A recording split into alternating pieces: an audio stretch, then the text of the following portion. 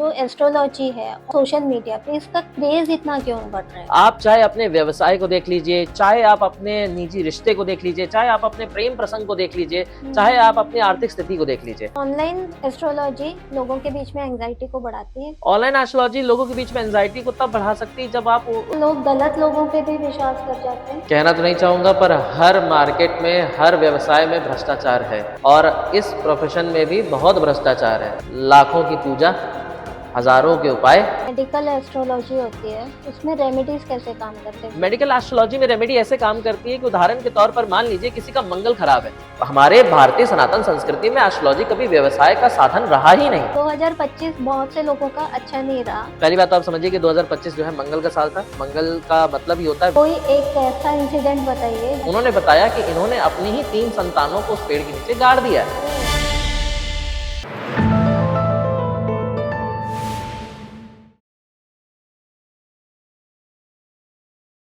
Welcome to देवरे talks.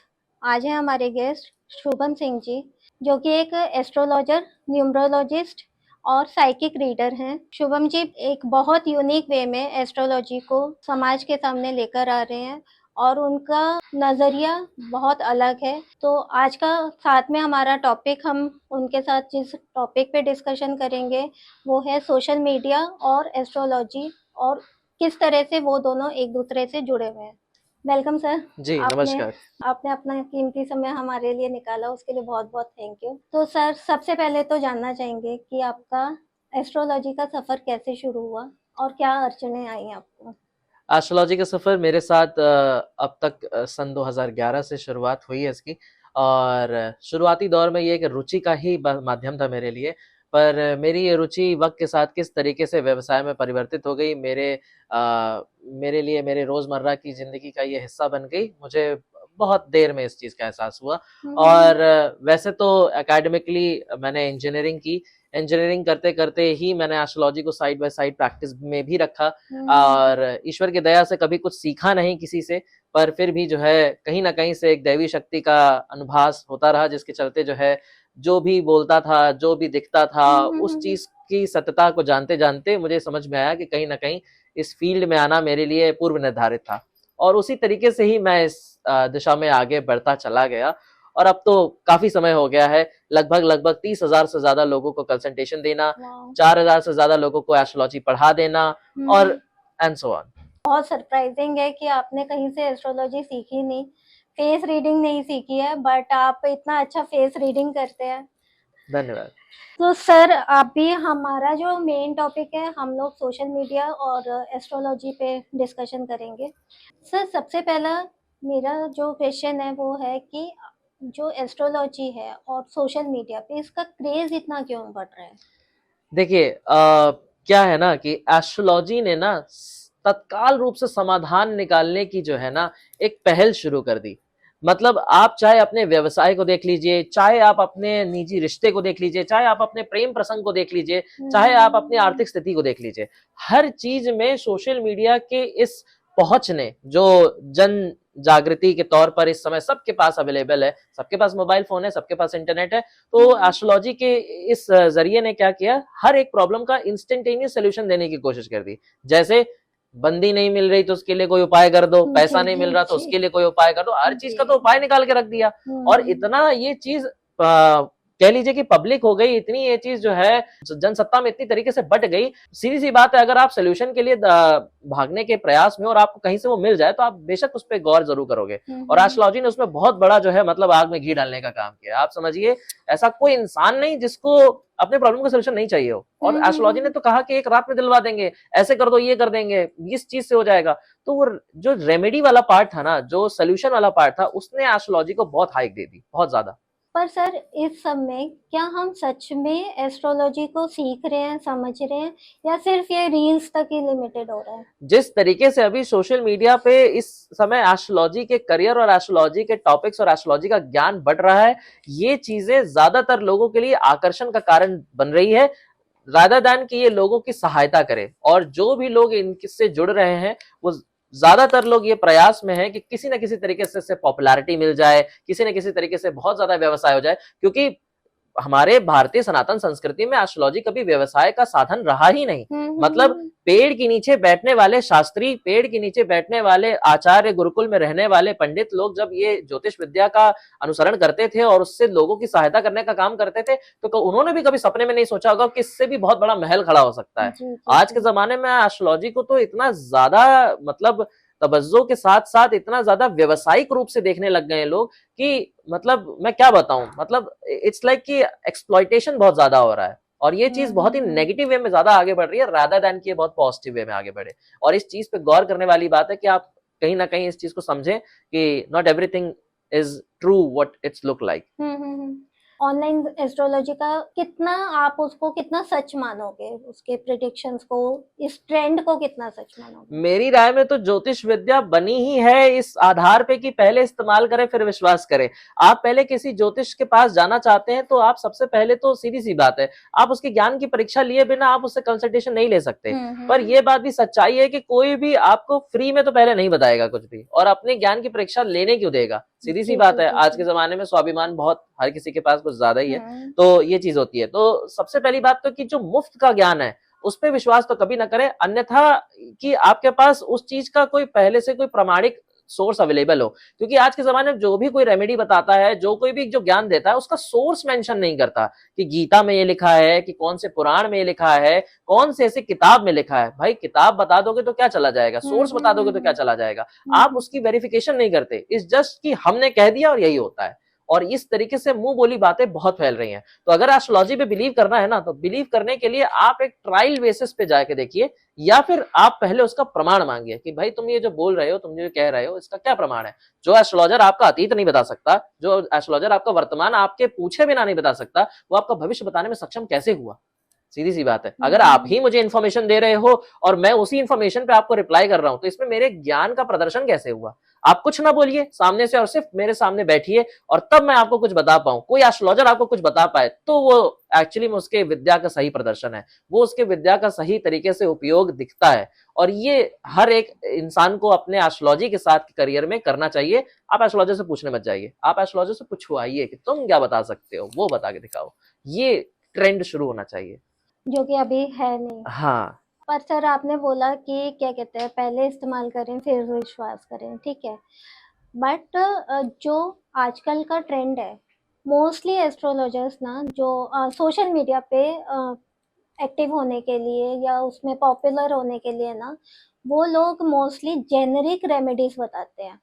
तो आप उन रेमेडीज को किस लेवल पर देखते हैं कि वो रेमेडीज कितनी वर्क करती हैं, उस पर कितना विश्वास करना चाहिए? देखिए, जो चीज अगर पॉपुलर होने के लिए बताई गई होगी, तो सीधी सी बात है कि जहां बहुत ज्यादा जो है ना प्रचलन हो जाता है किसी चीज का, तो वो प्रचलन होने में बहुत सारी जो है अशुद्धियां उसके साथ मिश्रित हो जाती हैं।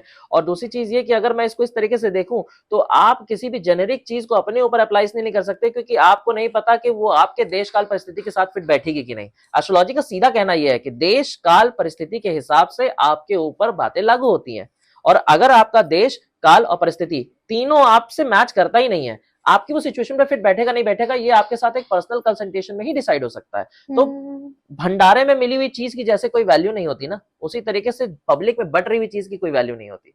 आप अगर उदाहरण के तौर पर अगर भंडारे का खाना है और एक बहुत रेस्टोरेंट का खाना है, सीधी सी बात है, भंडारे का खाना एक बार को आधा छोड़ दोगे, तो रेस्टोरेंट का खाना नहीं छोड़ोगे, क्योंकि वहां पे करके आ रहे हो। तो बेसिकली उसी तरीके से फ्री का मिला ज्ञान को इतना तवज्जो नहीं मिलना चाहिए जितना कि आप ये समझिए कि आप कंसल्टेशन के बाद कहीं जा रहे हैं, और कंसल्टेशन भी ऐसी ही होनी चाहिए जिसमें मतलब आप अपनी तरफ से लीस्ट इनपुट दो। आजकल तो कितने सारे ऑनलाइन एस्ट्रोलॉजी प्लेटफॉर्म्स आ गए हैं, कितने सारे ऐसे सोर्सेज हैं जहां पे एस्ट्रोलॉजर अपने आप को सोशल मीडिया पे प्रेजेंट करते हैं। वो कभी भी अपने ज्ञान का प्रदर्शन नहीं करते, वो हमेशा आकर्षण का माध्यम बनाने की कोशिश करते हैं। वो ज्ञान का प्रदर्शन करने के लिए कभी लाइव स्ट्रीम आए, कभी अपने प्लेटफॉर्म पे जो फर्स्ट चैट फ्री होती है या फर्स्ट कॉल फ्री होती है, उस पे यूजर को जाना ही इस तरीके से चाहिए कि ये रही मेरी डिटेल, मेरे बारे में बताओ, क्या बता सकते हो। चाहे 1 मिनट की चैट हो, चाहे 2 मिनट की चैट हो, चाहे जो भी हो। आप किसी इंस्टाग्राम पे किसी एस्ट्रोलॉजर को फॉलो करते हो, चाहे किसी सोशल मीडिया पे आप किसी एस्ट्रोलॉजर को फॉलो करते हो, पहले आप उससे पूछो कि मेरे बारे में बता के दिखाओ, कुछ तो डेमो दो, 5 मिनट का 1 मिनट का कुछ तो डेमो दो, तो हम तुमसे आगे बात करेंगे। अपनी वर्थनेस तो साबित करो। वर्थनेस साबित करने का काम इस फील्ड में अभी तक बहुत ही कम लोगों ने किया है। आप कंसल्टेशन कैसे रखते हैं? मैं कंसल्टेशन कैसे रखता हूँ? मैं कंसल्टेशन जनरली मैं जब भी कभी अपने आप को प्रेजेंट करता हूँ तो मैं सबसे पहले फ्री में ही बताने की कोशिश करता हूँ। जब मैं उनसे कुछ ऐसे वाक्या पूछ लेता हूँ, जब ऐसी कोई जानकारी प्राप्त कर लेता हूँ जो उनकी द्वारा बताई हुई नहीं होती है और उन्हें इस बात का एहसास हो जाता है कि हाँ भाई उनके पूछे बिना मैंने उन्हें कुछ बताया है, तब मैं उन्हें कहता हूँ कि अब तुम्हें अगर भरोसा हो गया तो आके बात कर लो। और यही मेरा हमेशा से पद्धति रहा है कि पहले मैं सामने वाले के साथ वार्तालाप करके उसे विश्वास दिलाता हूँ, फिर अपने ज्ञान का इस्तेमाल करवाता हूँ। तो वो जरूरी भी है और यही होना चाहिए, क्योंकि मुंह मुहैया मिट्ठू बनने से अच्छा है कि आप उस चीज को साबित करके दिखाएं। तो ये जरूरी है। तो फिर ये जो अलग अलग एस्ट्रोलॉजर्स होते हैं, ये अलग अलग प्रिडिक्शंस कैसे देते हैं? जितनी मुंह उतनी बातें, जितना दिमाग उतना ज्ञान। और सीधी सी बात यह है कि सबके पास अलग अलग तरीके के जरिए हैं। एस्ट्रोलॉजी कोई एक पर्टिकुलर विद्या नहीं है, इसमें 78 प्रकार के तरीके आते हैं। कोई टैरो से बताता है, कोई कुंडली से बताता है, कोई शक्ल देख के बताता है, कोई हाथ की रेखाएं देख के बताता है, कोई आपकी आवाज सुन के बताता है। अलग अलग हमारे पौराणिक कथाओं में, हमारे पौराणिक शास्त्रों में अलग अलग तरह का विद्या है। जैसे स्वर शास्त्र नाम की एक विद्या है जो ये बताती है कि आपके मुख से निकले हुए आवाज और आपके नाम के उच्चारण से किस तरीके से किसी का भूत भविष्य वर्तमान बताया जा सकता है। सामुद्रिक शास्त्र एक विद्या है जिससे आपके शरीर के सारे संरचना के आधार पर आपका भविष्य की गणना की जा सकती है। इसके अलावा और भी तरह की विद्या, जैसे कि ऋषि पराशर के द्वारा दी हुई या ऋषि भृगु के द्वारा दी हुई जो हुरा शास्त्र है, इसके जरिए आप ग्रह नक्षत्रों के जरिए से आप किसी की दशा बता सकते हैं। और पामिस्ट्री है, ये भी सामुद्रिक शास्त्र के अंदर आता है, हाथ की रेखाओं से बता सकते हैं। तो यहाँ पे बहुत सारी चीजें हैं। अब एस्ट्रोलॉजी में इतने सारे फॉर्म्स होने की वजह से सबके बताने का तरीका अलग अलग हो सकता है, पर मेरा मानना यह है कि अगर एस्ट्रोलॉजी की विद्या सही है और एस्ट्रोलॉजी की विद्या को परखने वाला या अनुसरण करने वाला बंदा सही है, तो चाहे वो हाथ देख के बता दे, चाहे वो आंख देख के बता दे, चाहे वो आवाज सुन के बताते, उसको कंटेंट सेम रखना चाहिए। और अगर 5 लोग बैठ रहे हैं एक जगह पे, तो 5 इंसान एक ही इंसान को रीड करें तो उन 5 की बात भी सेम ही आनी चाहिए, डिफरेंस नहीं आना चाहिए, तभी तो चीजें वेरीफाई होंगी ना। तो बेसिकली अगर बहुत लोग आपको अलग अलग बात बोलते हैं तो यहाँ पे आपको ये बात समझने की जरूरत है कि आपको किसी की बातों में आना नहीं है, आपको उसे वेरीफाई करना है कि जिसने जो बोला है वो एक्चुअली में सच बोला भी है कि नहीं और किस आधार पे बोला है। जैसे फॉर एग्जांपल कॉमन बातें तो सबके साथ होती हैं, तुम्हारा वजन घटता बढ़ता रहता होगा, तुम कभी कभी उदास हो जाते होगे, कभी कभी खुश हो जाते होगे। ऐसा कौन इंसान दुनिया में पैदा हुआ जो ये नहीं करता है? तो स्पेसिफिकेशन पे जाना बहुत जरूरी है। एस्ट्रोलॉजर स्पेसिफिकेशन को आज के जमाने में छोड़ रहा है, निश्चित चीजें बताना, स्पेसिफिक चीजें बताने के बारे में बात ही नहीं करता है। बहुत जेनरिक चीज है। वो क्या कहता है, सवाल पूछो हम तुम्हें उपाय देंगे, उपाय दो, लो काम खत्म, पैसा दो खत्म। ये नहीं होना चाहिए। बेसिकली आप सवाल पूछने से ज्यादा पहले खुद बताओ, प्रेडिक्शन देके दिखाओ। प्रेडिक्शन का मतलब क्या, भविष्य की वाणी करना। आप भविष्यवाणी करके दिखाओ कि आपको कितना आता है, आपको कितना समझ में आ रहा है। ये आज के जमाने में बहुत कम है। एंड मैं आपको गारंटी बताता हूँ 90% ऑफ द एस्ट्रोलॉजर्स इस पद्धति से बहुत ज्यादा पीछे हट रहे हैं, बहुत ज्यादा अलग तरीके से बिहेव कर रहे हैं। उनको ये चीज समझने की जरूरत है कि ज्ञान का शोषण हो रहा है और इस ज्ञान और इस कला को, इस पद्धति को बहुत ज्यादा संरक्षण देने की जरूरत है। तो सर आप प्रेडिक्शन के लिए कह रहे हो, ठीक है। मोस्टली लोग है ना जाते तो उसी के लिए कि आप अभी तो वर्तमान में मेरे को ये तकलीफ हो रही है, आप मेरे को इसके लिए उपाय बता दो और मेरा फ्यूचर क्या रहेगा। बहुत ही कम लोग होते हैं जो पास्ट को भी मतलब समझना चाहते हैं, किसी एस्ट्रोलॉजर से जानना चाहते हैं और फिर फ्यूचर के बारे में। मोस्टली 99% लोग जो मेरे को लगता है अपना प्रेजेंट और फ्यूचर ही जानना चाहते हैं। अगर कोई एस्ट्रोलॉजर सिर्फ फ्यूचर ही बताते हैं तो उसमें गलत क्या है फिर? गलत ये है कि ये तो वही बात हो गई कि आपको टाइफाइड है और टाइफाइड की वजह से आया हुआ बुखार है और आप डॉक्टर के पास गए नहीं, सीधे मेडिकल स्टोर से पैरासीटामोल लेकर आ गए। तो आपने समझा नहीं कि प्रॉब्लम की वजह क्या है। ये वही वाली बात हो गई कि आपके साथ आर्थिक स्थिति है और आप उपाय लेकर आ गए कि पैसा कैसे लाना है, पर ये जानने का प्रयास तक नहीं किया कि पैसा आ क्यों नहीं रहा है, ऑब्स्ट्रक्शन है कहाँ। एक बच्चा ये जानने का प्रयास जरूर करता है कि मैं पास कब हो जाऊंगा, पर ये जानने का प्रयास कभी नहीं करता कि कैसे हो जाऊंगा और क्या चीजें हैं जो मुझे पास होने से रोक रही हैं। उसी तरीके से एस्ट्रोलॉजी में भी ये चीज है कि हर एक इंसान को आज के जमाने में जब पूछना होता है ना, पूछने के लिए सबसे पहले उसे सोचना चाहिए कि भाई मैं पूछना क्या चाहता हूँ। और ये एस्ट्रोलॉजर की जिम्मेदारी बनती है कि वो अपने आने वाले अनुयायियों को, अपने आने वाले क्लाइंट्स को ये बताए कि तुम्हारे लिए ये सवाल से ज्यादा इंपॉर्टेंट ये होना चाहिए कि इसके पहले वजह तक पहुंचो। क्लाइंट तो परेशान है और परेशान इंसान के पास इतनी सद्बुद्धि नहीं होती कि वो अपने बारे में और अपनी चीजों के बारे में गौर कर सके। एस्ट्रोलॉजर की जिम्मेदारी है कि भाई वो उस प्रॉब्लम को दिखाए सामने वाले को। ये करता ही नहीं कोई। सामने वाले ने प्रॉब्लम बताया, सोल्यूशन देने का काम कर दिया, ज्ञान कहाँ गया बीच में? ज्ञान तो है ही नहीं ना, ये तो फिर लेन देन वाली चीज हो गई। यहाँ पे एस्ट्रोलॉजर की जिम्मेदारी है कि इस धरोहर को किस तरीके से आगे बढ़ाना है, इस ज्ञान के लिए सम्मान कैसे दूसरों के मन में जागृत करना है। अन्यथा वो उपाय काम नहीं करेगा तो एस्ट्रोलॉजर को ही गाली मिलेगी, पता नहीं कैसा एस्ट्रोलॉजर था, पता नहीं क्या बता के चला गया, मेरा तो काम नहीं बना। जी जी तो जी। ये जरूरी है कि ज्ञान का सही तरीके से प्रचार प्रसार होना चाहिए, जो नहीं होता। और सर फिर जो सोशल मीडिया पे कंटेंट आता है तो उसमें यूजर कैसे समझेगा कि उसमें से जेन्युइन कौन सा है या गलत क्या है उसमें? मैं कहता हूँ समझना ही क्यों है, सोशल मीडिया के कंटेंट को देख करके उसको फॉलो करना ही क्यों है। सोशल मीडिया का कंटेंट तो आपके बेनिफिट के लिए थोड़ी बनाया जा रहा है, वो तो उनके बेनिफिट के लिए बनाया जा रहा है। आज अगर मैं रील डाल रहा हूँ कि भाई अमावस्या पे ये कर लो, शिवरात्रि पे ये कर लो, इससे उनका बेनिफिट होगा नहीं होगा इसकी गारंटी लेकर के तो मैं नहीं सामने आया। कोई भी एस्ट्रोलॉजर, कोई भी इंसान जो आज के जमाने में एस्ट्रोलॉजी से रिलेटेड रील बना रहा है, कोई एक कह दे कि मैं आपके प्रॉब्लम को सॉल्व करने की गारंटी लेता हूँ और इसलिए मैं आपको ये उपाय बता रहा हूँ, कोई नहीं करेगा। क्या कहेगा कि महादेव की कृपा हो जाएगी, भगवान की कृपा रही तो सब सही हो जाएगा। अरे जब सब भगवान पे ही डालना है तो तुम उपाय क्यों बना रहे हो? तो सीधी सी बात यहाँ पे ये है कि आपको फॉलो नहीं करना चाहिए कोई भी चीज, और अगर करना है तो तर्क संगत के साथ, तथ्यों के साथ और उसकी जड़ के साथ कि कहां से तुमने ये उपाय बताया, कहां लिखा है, इससे क्या हो जाएगा और इसके कैसे इफेक्ट आने चाहिए, ये सब यूजर को पता होना चाहिए। अंधा ज्ञान तो कोई भी फॉलो कर लेगा, पर ज्ञान बताने का तरीका सबके पास आज के जमाने में कहाँ है, तो नहीं फॉलो करना चाहिए मेरे हिसाब से। तो फॉलो करने का कोई सेंस ही नहीं बनता। आपको क्या लगता है कि ऑनलाइन एस्ट्रोलॉजी लोगों के बीच में एंजाइटी को बढ़ाती है? ऑनलाइन एस्ट्रोलॉजी लोगों के बीच में एंजाइटी को तब बढ़ा सकती है जब वो उनको प्रोत्साहन से ज्यादा इस चीज पे फोकस कराने की कोशिश करे कि तुमको, मतलब बेसिकली कैसे समझाएं आपको, मतलब कि आप समझिए कि ऑनलाइन एस्ट्रोलॉजी किसी को प्रोत्साहन से ज्यादा भय तब उत्पन्न करा सकती है जब एस्ट्रोलॉजर के अंदर ये मंशा हो कि उसे इस चीज का समाधान से ज्यादा उस चीज से फायदा उठाना है। अच्छा। तब ये चीज होने की संभावना ज्यादा है। अन्यथा एस्ट्रोलॉजी बनी ही समाधान के लिए, और समाधान कभी किसी को टेंशन में नहीं डाल सकता, कभी किसी को इतनी गहराई में नहीं डाल सकता कि सामने वाला उस चीज से हताश हो जाए। तो समाधान तो हमेशा सुखप्रदायी ही होता है। तो सर आपको क्या लगता है कि जैसे लोग हार्ट ब्रेक हुआ या क्या कहते हैं करियर में किसी तरह की टेंशन आ रही है, किसी तरह का किसी फाइनेंशियल क्राइसिस हो गए, तो उसमें क्या लोग गलत लोगों पे भी विश्वास कर जाते हैं? कहना तो नहीं चाहूंगा, पर हर मार्केट में, हर व्यवसाय में भ्रष्टाचार है, और इस प्रोफेशन में भी बहुत भ्रष्टाचार है। मतलब आप समझिए कि लाखों की पूजा, हजारों के उपाय, और ये सब चीजें होना बहुत बहुत बहुत आम बात है इस व्यवसाय में।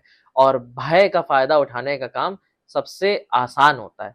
आप परेशानी में हैं तो सीधी सी बात, उस चीज का फायदा क्यों नहीं कोई उठाना चाहेगा, क्योंकि ये तो आसान रास्ता हो गया ना। तो इसमें, इस व्यवसाय में भी कुछ ऐसे पाखंडी हैं जो ये काम करने का काम करते हैं, और सभी लोग जो इस तरीके की समस्याओं से परेशान हैं, उन्हें ऐसे पाखंड से बचने के लिए हर चीज की एश्योरेंस, हर एक चीज के बारे में विस्तार से जानकारी प्राप्त करने की जरूरत होनी चाहिए। आप पहले गारंटी लीजिए, क्या गारंटी है कि सॉल्व हो जाएगा, हो जाना चाहिए। अन्यथा यहाँ पे भी रिफंड का एक ऑप्शन होना चाहिए। पर फिर तो लोग, आपने जैसे अभी थोड़ी देर पहले बोला था कि लोग ईगो पे ले जाते हैं और वो सब चीजें, फिर तो मतलब एक अच्छा एस्ट्रोलॉजर ढूंढना बहुत टफ है।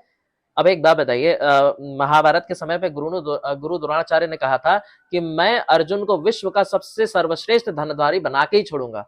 गुरु के अंदर इतना विश्वास था ना, आत्मविश्वास था ना, कि उसे अगर प्रोडक्ट मिल गया है तो उसका मैन्युफैक्चरिंग जो लास्ट असेंबली के बाद निकलेगा बंदा, वो एकदम ही परफेक्ट होगा, वो उसका आउटपुट कभी जीरो हो ही नहीं सकता। अगर गुरु अच्छा हो तो इनपुट को आउटपुट की तरफ सक्सेस के रेट पे ले जाना उसके लिए कोई बड़ी बात नहीं है। अगर एस्ट्रोलॉजर अच्छा हो तो वो आपकी समस्याओं से आपको निदान दिला करके आपको संतुष्टि के मार्ग पे लाने की भी गारंटी ले सकता है, और ये तभी होगा जब उस गुरु का ज्ञान अच्छा होगा।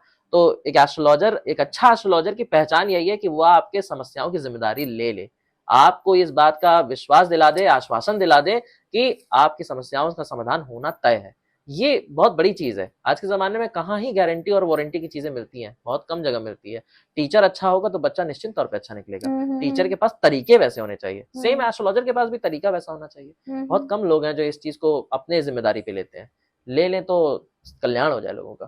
सर इसी से जुड़ा हुआ एक सवाल है कि जो एस्ट्रोलॉजर इन्फ्लुएंसर्स हैं तो उन्हें क्या कोई अपनी एथिकल गारंटी लेनी चाहिए कुछ? निश्चित तौर पे लेनी चाहिए। अगर आप जन जाहिर में ज्ञान को प्रदर्शित करने का काम कर रहे हैं, अगर आप जान रहे हैं कि भाई आपकी वजह से कई सारे लोगों पे इस चीज का प्रभाव पड़ेगा, तो स्वतः ही आपके ऊपर ऐसी एक जिम्मेदारी प्रदान हो जाती है आपके अंदर कि आपको उस चीज की ऑथेंटिसिटी मेंटेन करनी चाहिए, अपनी गरिमा को बचाए रखने के लिए भी और सामने से सम्मान की अपेक्षा रखने के लिए भी। और सीधी सी बात है, अगर आप सिर्फ अपने निजी मतलब शौक के लिए ज्ञान का या बात का बतंगड़ बना देंगे, तो कल कहीं ना कहीं आप उस चीज के लिए भोगी खुद बन जाएंगे। तो जी बेहतर जी यही है जी। कि कहते हैं ना कि with great powers come great responsibility. तो अगर आपके हम्म। पास पहुंच है तो उस पहुंच से कुछ अच्छा होना चाहिए, रिस्पॉन्सिबिलिटी तो बननी चाहिए।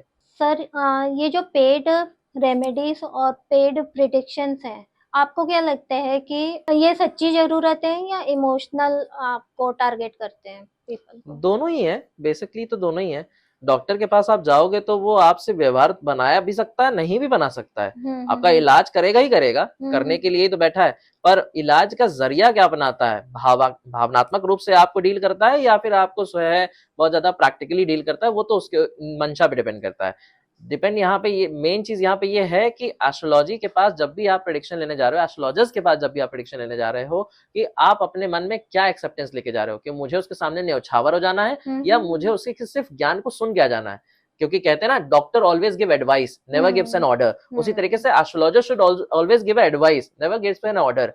उसका काम सलाह देना है, ज्ञान प्रदर्शित करना। उस ज्ञान को आप एक्सेप्ट करोगे कि नहीं, या फिर आप उस चीज का अनुसरण करोगे कि नहीं, ये कंप्लीटली यूजर के ऊपर होना चाहिए। यूजर की जिम्मेदारी है कि वो इस ज्ञान में ना फंसे, उस ज्ञान को ग्रहण करे और उस ज्ञान का विश्लेषण जरूर करे, उस चीज के बारे में सोचे कि जो कुछ भी उसे बताया गया है करने के लिए, क्या उसका प्रॉपर उसको रीजन दिया गया है कि ये करने से क्या हो जाएगा और क्या नहीं हो जाएगा।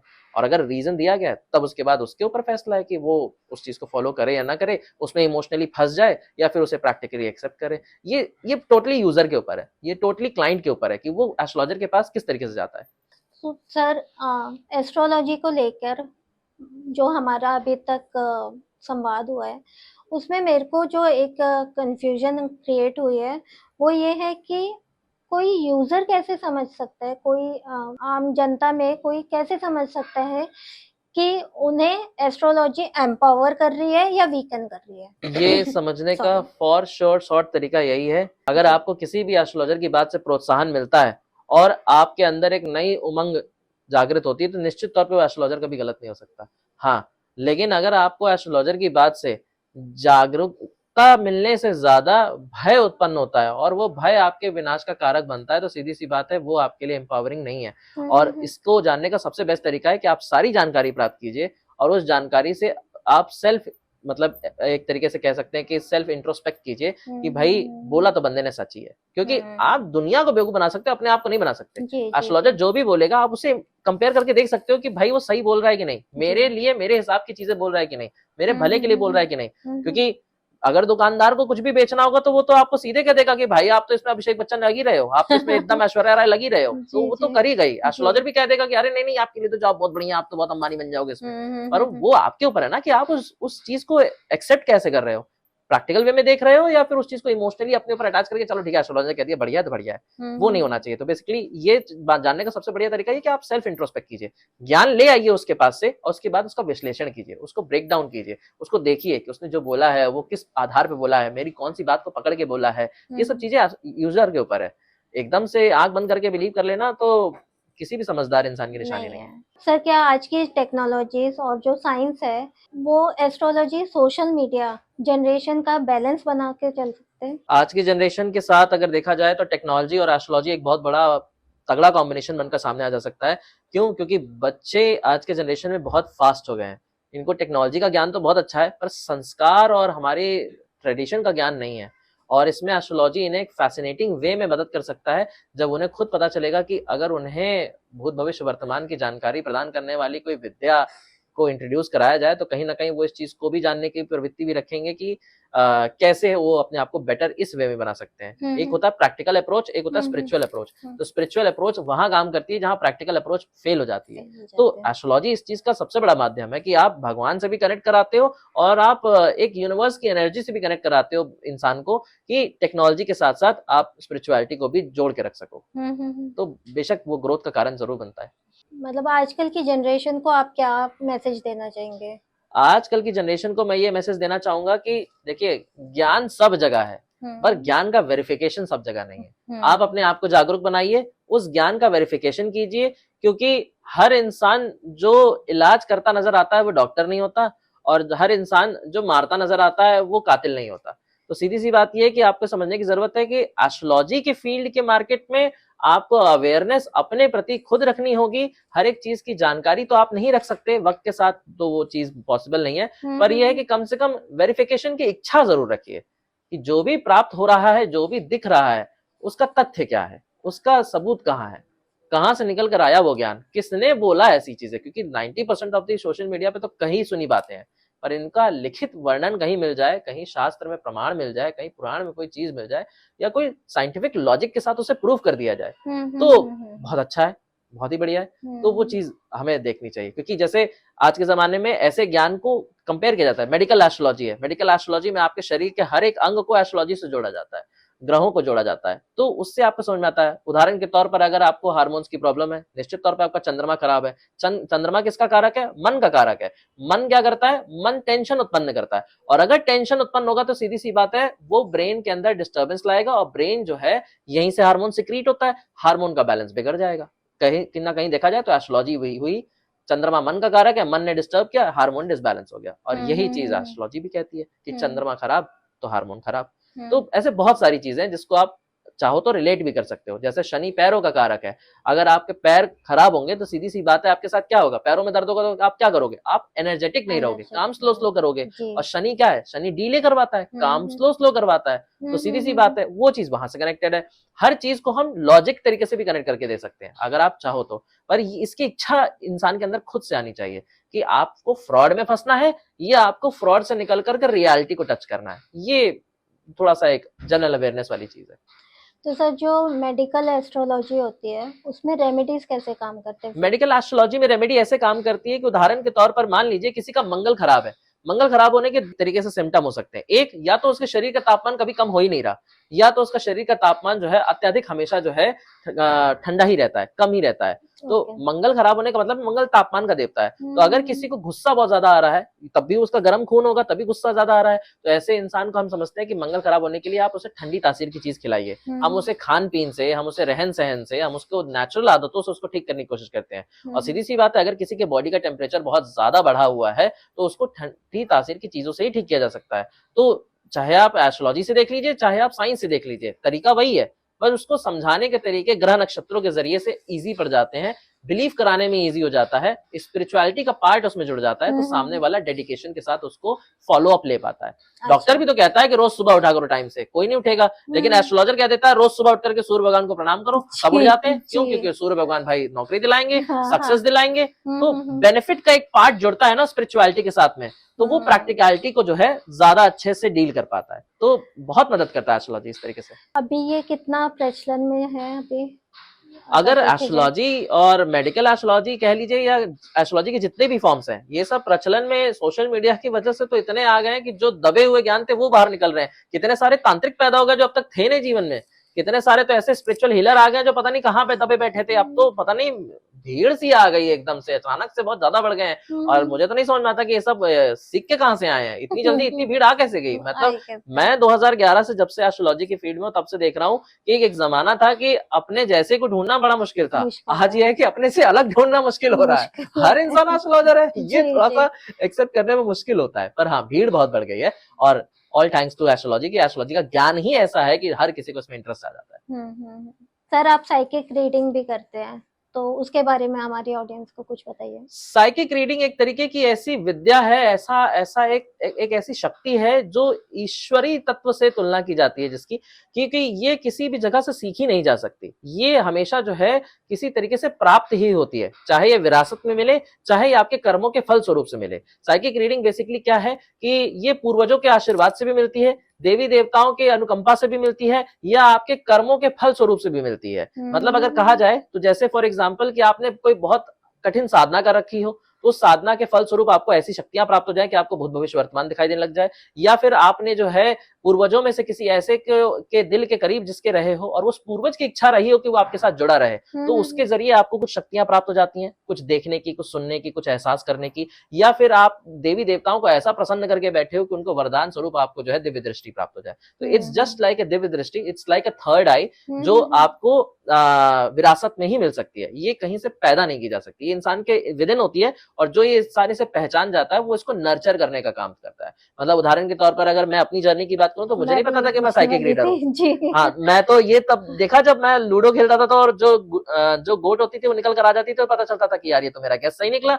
मैं राह चलते बोल रहा हूँ बगल वाली दुकान बंद निकलेगी, वो बंद निकली। तो धीरे धीरे विजन आने शुरू होते हैं, तब आपको एहसास होता है कि दिस इज नॉट नॉर्मल। आपका हर बात सही नहीं हो सकता, या मोस्ट ऑफ द बात सही नहीं हो सकता। तुक्का एक जगह काम करता है, 10 जगह काम करता है, 100 जगह थोड़ी काम करेगा। तो इंसान को फिर बिलीव होता है इस चीज पे। और साइकिक रीडर की जर्नी बेसिकली थोड़ी सी डरावनी इसलिए भी होती है क्योंकि स्टार्टिंग में उसको खुद नहीं पता कि उसके साथ क्या हो रहा है। अच्छा। आपको अगर किसी की शक्ल देखते ही ऐसा लग जाए कि यार इसके साथ कुछ बुरा हो सकता है, और अगले ही पल आपको उसके साथ कुछ बुरा होता हुआ ज्ञात हो जाए, तो आपको लगेगा नहीं कि आपने कहा है या आपकी वजह से हुआ है। तो एक भय भी उत्पन्न करता है साइकिक रीडिंग। सब कुछ जान लेना भी एक तरह का अभिशाप है, क्योंकि फिर आप किसी भी चीज को नेचुरली एक्सेप्ट नहीं कर सकते, आप उस चीज को एंजॉय नहीं कर सकते, आप उस चीज के मोमेंट में नहीं रह सकते। बहुत सारी चीजें हैं। पर हाँ, ये शक्तियां दूसरों के सहायता के स्वरूप से मतलब अपरंपार है, बहुत मदद करती है।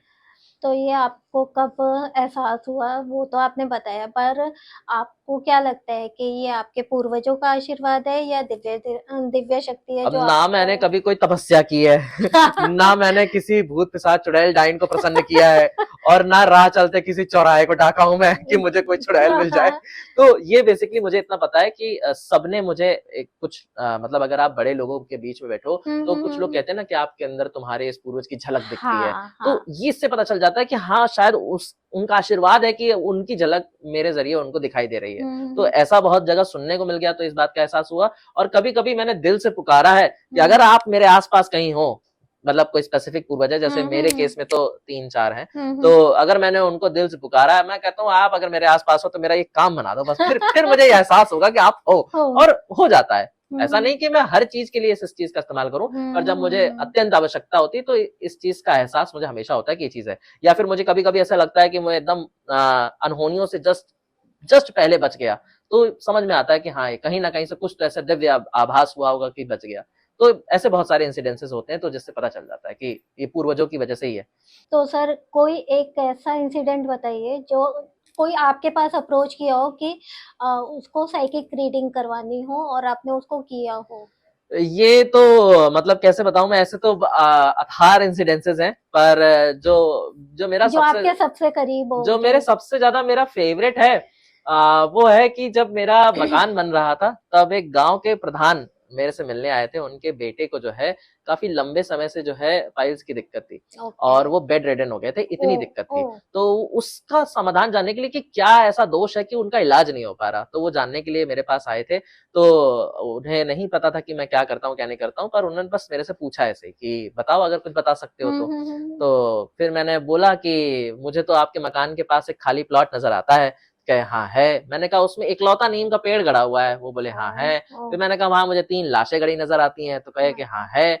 तो उसके बाद मैंने कहा वहीं से आपका कुछ ऐसा संबंध है जिससे आपकी चीजें जो है खराब हो रही हैं, आपको किसी न किसी प्रकार की क्षमा याचना की जरूरत मुझे दिखाई देती है कि पड़ती है।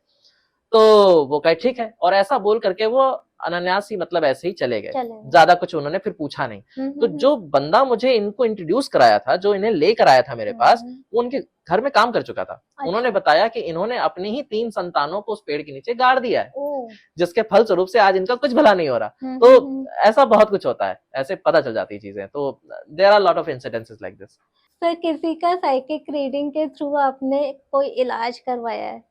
इलाज नहीं कह सकते, संरक्षण प्रदान करना कह सकते हैं। मेरी एक शिष्य है, उसकी मम्मी को ऐसा था कि अचानक से जो है ऐसा लगा कि स्पिरिट की उनके ऊपर होस्टिंग हो गई है। और ऐसी तगड़ी, गाजियाबाद में रहती हैं, ज्यादा दूर नहीं है। और उनके साथ ये हुआ था कि मतलब उनकी आवाज अचानक से बदल गई। एक मर्द की आवाज में वो बोलने लग गए कि ये शरीर मुझे पसंद आ गया है, मैं इसे लेके चली जाऊंगी, अभी मैं इसको छोड़ नहीं सकती। और पूरा परिवार सहम गया था कि अचानक से अच्छी भली औरत पता नहीं क्या क्या बोली चली जा रही है और क्या क्या ही आवाज में बोली चली जा रही है। तो ऐसा बहुत कुछ था। तो फिर ये हुआ कि एक स्पिरिट को एक स्पिरिट ही डील कर सकती है, इंसानी शक्तियां उस तक पहुंचने का काम नहीं करती। तो मैंने अपने माध्यम से उनको जो है संरक्षण प्रदान करने का काम किया और उसके बाद ही उनके ऊपर से वो स्पिरिट की होस्टिंग चली गई। तो बेसिकली ऐसे बहुत सारी चीजें हैं जो इससे ठीक भी किया जा सकता है लोगों को। मतलब अगर हम अपने ऊपर आशीर्वाद बनाए हुए पूर्वजों से ये बात की गुहार लगाएं कि फला फला इंसान के साथ बहुत कष्ट चल रहा है, आप कृपया करके उनको भी संरक्षण प्रदान करने का काम करें, तो ये बात आपकी वो सुनते हैं, तो उससे फर्क पड़ता है। क्योंकि अगर मैं बोलूं तो इसका वर्णन जो है भगवान कृष्ण ने गीता में भी दिया है कि 7 प्रकार के लोक होते हैं, उनमें से सबसे पहला मृत्यु लोक है, और मृत्यु लोक के ऊपर जो है पितृ लोक आता है। और इसके बाद कई सारा तरह के लोग आते हैं, जैसे गौ लोक आ गया है ना, उसके बाद कृष्ण लोक आ गया, ब्रह्म लोक आ गया, देव लोक आ गया, ऐसे कई तरह के लोक हैं।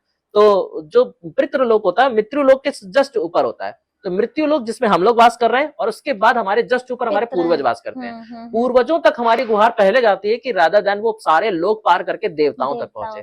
तो पूर्वज हमारे करीबी भी होते हैं, तो वो हमारी जल्दी सुन लेते हैं। और पूर्वज अटैच भी उन्हीं के साथ होते हैं जिनके साथ उन्हें पता है कि इनको परेशान करेंगे ना तो ये हमें याद करेंगे कि हमारी वजह से ये चीज हो रही है।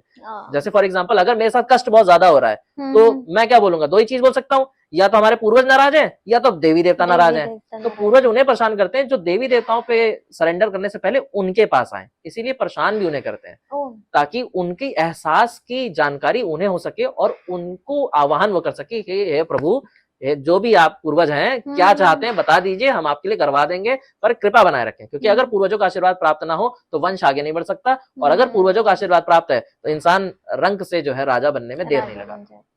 तो ये चीज होती है। 2025 है ना, बहुत से लोगों का अच्छा नहीं रहा। जितने भी मैंने जिन लोगों से बात की है उन लोगों ने तो यही फीडबैक दिया है। तो आप बताएंगे कि अगला जो महीना है, आखिरी महीना, वो कैसा रहेगा और ऐसा क्यों रहा 2025 खराब? पहली बात तो आप समझिए कि 2025 जो है मंगल का साल था। मंगल का मतलब ही होता है विध्वंस, नेचुरल डिजास्टर, हैंडमेड डिजास्टर, लड़ाई झगड़ा, फाइट, एंगर इश्यूज, और तापमान और अग्नि का तत्व है। तो आप देखिए कि 2025 की शुरुआत से ही आपको जो है मंगल डेथ का भी कारक है और बीमारियों का भी कारक है, लाइलाज बीमारियों का कारक है। तो कंजक्टिवाइटिस आया है ना, कोविड जैसी कई सारी अलग अलग नई बीमारियां उत्पन्न हुई। और इसके अलावा मंगल के साथ में जब जुलाई का महीना आया था, केतु का महीना, तो उस समय आप देखिए मास डिस्ट्रक्शन हुआ था, एयरप्लेन क्रैश होना है ना, इसके अलावा कई जगहों पे सुनामी आना, वॉर शुरू होना, ये सब डिस्ट्रक्शन के कारण है। तो मंगल के साल में आपको विश्व सब जगह पे आपको देखने को मिलेगा कि सब जगह वॉर चल रहा है, लड़ाई हो रही है, मास में डेथ हो रही है, बहुत लंबे तादाद में लोगों की मृत्यु हो रही है, बीमारियां उत्पन्न हो रही हैं, और साथ ही साथ जो है लड़ाई झगड़े बहुत हो रहे हैं। तो ये तो नेगेटिव फैक्टर था। अब मंगल क्या कराता है, मंगल जो है खत्म करवाता है। लंबे समय से जो लोगों की चीजें चल रही थी उसका अंत हो गया इस साल में। बहुत लंबे समय से जो एक डिसीजन पेंडिंग था उसका अंत हो गया, लंबे समय से जो एक तरीके का किसी को किसी चीज का इंतजार था उसका अंत हो गया। ये सब चीजों भी मंगल ने कराई है। और अगर बचे हुए इस दिसंबर के महीने के लिए मैं कहूं तो दिसंबर का महीना मंगल के साल में बृहस्पति को डिनोट करता है। ये जो है teaching, banking, IT, CS, finance sector के लोगों के लिए एक चुनौती भरा समय रहेगा। बाकी किसी प्रोफेशन वालों के लिए उतना चुनौती भरा नहीं रहेगा, पर इन पर्टिकुलर लोगों के लिए चुनौती भरा समय रहेगा। जॉब चेंज बहुत फ्रीक्वेंट हो जाएगी और दिसंबर में सबके अंदर इस बात का सैचुरेशन आ जाएगा कि अगले साल के फरवरी जनवरी तक जॉब चेंज करनी ही करनी है। ये बहुत ज्यादा चलेगा दिमाग में लोगों के। और दूसरा चीज है कि अगले साल की बात करूं तो अगला साल न्यूमरोलॉजी के हिसाब से सूर्य का साल आता है, और सूर्य का साल तरक्की, उन्नति, स्वाभिमान और सेल्फ एस्टीम के लिए जाना जाता है। तो सब अपने सम्मान को बचाने हेतु एक बेहतर पोजीशन पे जाने की कोशिश करेंगे, तरक्की हासिल करेंगे और अपनी इंडिविजुअलिटी को जो है प्रेजेंट करेंगे। कई सारे ऐसे जॉब वाले हैं जो बिजनेस की तरफ स्विच करेंगे, और कई सारे ऐसे बिजनेस वाले हैं जो नई जॉब्स को क्रिएट करेंगे।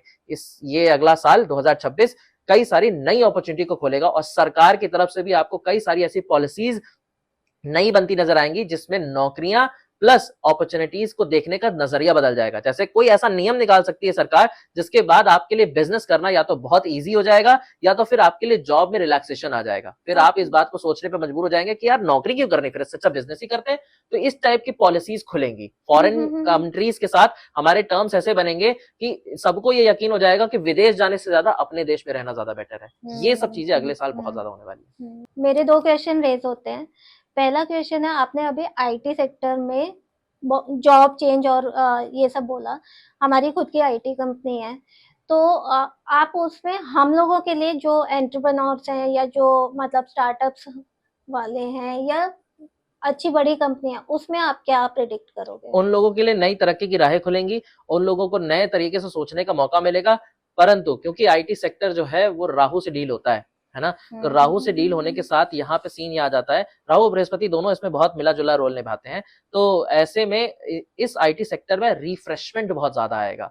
पुराने लोगों का हटना और नए लोगों का भर जाना ये बहुत ज़्यादा होगा। मतलब एक तरीके से एक बहुत बड़ा मास चेंज देखने को मिलेगा सारे आईटी सेक्टर्स में। मतलब जो अब तक चला आ रहा था उस पैतरे को ही लोग बदल देंगे, उस तरीके को ही लोग बदल देंगे। तो सर इसमें जो मेक इन इंडिया प्रोडक्ट्स हैं वो किस लेवल पे पहुंच सकते हैं बहुत इस साल में? स्तरीय रूप से बहुत देखा जाए तो अच्छा पाया सकता है, क्योंकि सूर्य जो है ना रूट को दिखाता है, रूट कॉज को दिखाता है। अब इंडिया क्या है, हमारी जड़ भारत ही है, रूट है हमारा जड़ है, और मेक इन इंडिया प्रोडक्ट एक तरीके से हमारी जड़ों को रिप्रेजेंट कर रहा है। तो सूर्य उसी का कारक है। तो सूर्य के साल में हमारी जड़ों से रिलेटेड यानी हमारे रूट कॉज से उठी हुई चीजों से रिलेटेड जितनी भी चीजें हैं उन सब में पदोन्नति होने के बहुत अच्छे चांसेस है। सक्सेस का साल है, बहुत ज्यादा डरने की जरूरत नहीं है। 2026 रहेगा बहुत अच्छा, पर यह है कि मेहनत करवा के ही फल देगा, बैठे बैठाए तो नहीं देने वाला। अगर आपने अपने लिए निजी तौर पे ठान लिया कि मैं अपनी आइडेंटिटी को बनाने के लिए कुछ करूंगा, तो निश्चित तौर पे सूर्य का आशीर्वाद आपके साथ रहेगा। तो सर आप आए और हमें अलग-अलग लोगों, एस्ट्रोलॉजी और बहुत एक डिफरेंट टॉपिक हमने लिया जो कि था साइकिक रीडिंग, जिसके बारे में मुझे बहुत कुछ जानने को मिला।